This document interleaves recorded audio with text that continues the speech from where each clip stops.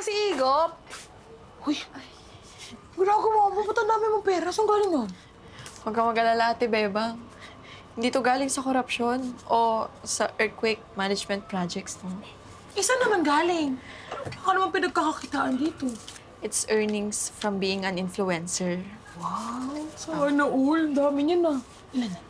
Alam mo, kahit nepo baby ako, hindi naman totally dense or wala akong idea kung paano mag-work eh. Hindi man kasing hirap ng mga trabaho nyo.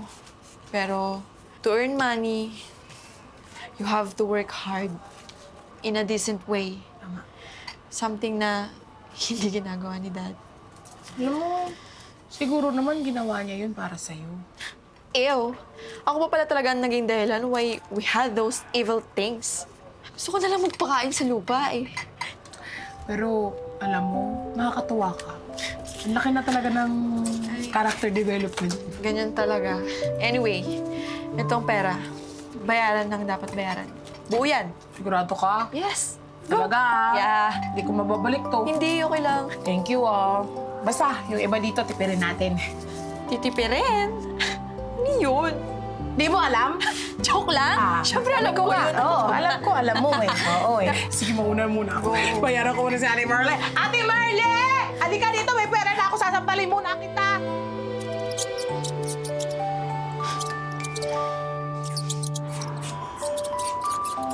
Wow! Galing! Wow! Galing mo naman ko sa ta! All thanks to you guys. Yes naman! Tamo, dami mong natutunan sa amin, no? I, to be honest, yes. Siyempre. Actually, mas nakakaingit nga kayo kasi ganito kayo kasaya eh. Kahit mga poor. Pero, Sabi naman yung poor. hindi naman excuse yung resilience para baliwalain yung mga dinanas niyong paghihirap eh. Lalo na sa daddy ko. Dati, lagi kong sinasabi na, wake me up. Pero ngayon, nagising na ako sa katotohanan. Oh, saan ka punta? Te, saan ka punta, te? Hindi ka pa tapos, oh. Kapitbahay! Sino ka usap? I just want to say sorry in behalf of all the evil politicians sa bansang ito. And I, as a Nepo baby, would like to apologize for everything. Hindi niyo deserve to. Deserve niyo ng good and honest governance. Tama. Balang araw, I pray that this nation will be free from corruption and malversation of funds. Yun! That we can be resilient and poor anymore. Mabangon tayong lahat! Ang galing mo!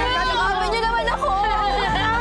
Ang dami mo naman! Hindi ko naintindihan yung kalahati nun kasi English, pero ang galing-galing ako! Hindi ako may... Ang dami ko na nananalo, eh! Ay, sorry. Sino pa itong mga to? Sorry. Wait, Hilok Pamilyar? Oo nga. Ikaw si Asha Discuya, di ba? No. Yung anak ng korap? No, hindi ako yun. Andito ka lang pala! Andito yung anak ng korap! Magnanakaw! Ang tatay mo magnanakaw! Kailangan nating mag-live! Mag-live ako. No, stop it! Hello guys! Ito na pala ang Nepo Babies na ang tatay ay may dalang mali-maletang pera.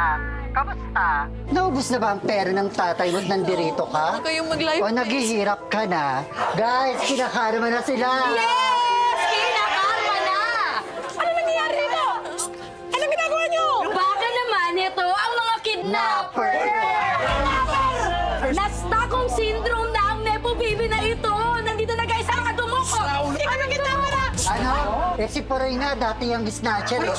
Ayan si Igop, dati yung nagtutulak. Aha! Matagal na ako tumigil ha! Hoy! Mukha ka na nagtutulak sa akin ngayon! Yes! Guys! Nahanap na si Asya! Wala na ba? Stop! All of you stop! Kung may dapat man makulong, yun na yung daddy ko. Si Congressman Raul Discuya na nagpakasasa sa pera ng bayan. Sina Ate Bebang, si Puroy at si Igop.